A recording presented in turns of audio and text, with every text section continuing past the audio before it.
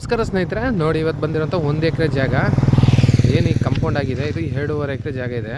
ಈ ಹೈವೇಗೆ ರೋಡ್ಗೆ ಬಂದಿರೋಂಥ ಜಾಗ. ಈ ಹೈವೇಲಿ 1 ಎಕರೆ ಕೊಡ್ತಾರೆ.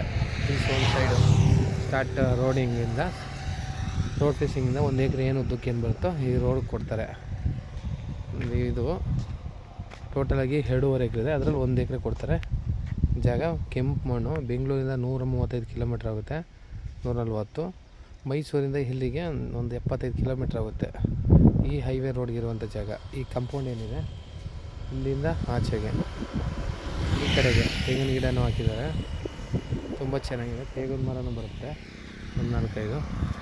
ಮೇನ್ ರೋಡ್ಗಿರುವಂಥ ಜಾಗ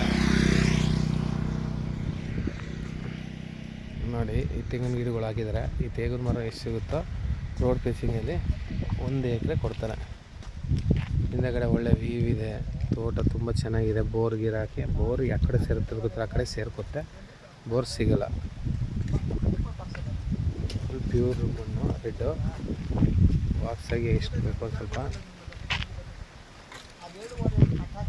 ತುಂಬ ಚೆನ್ನಾಗಿದೆ. ಅಕ್ಕಪಕ್ಕದಲ್ಲಿ ತೋಟ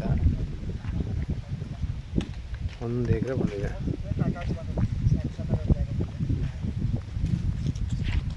55 ಲಕ್ಷ ಹೇಳ್ತಾರೆ ಇವರು ಫೈನಲು. ನೆಗೋಷಿಯಬಲ್. ಅಲ್ಲಿ ಏನಾದ್ರು ಕೂತ್ಕೊಂಡ್ರೆ ಫೈನಲ್ ಅಂತಾರೆ.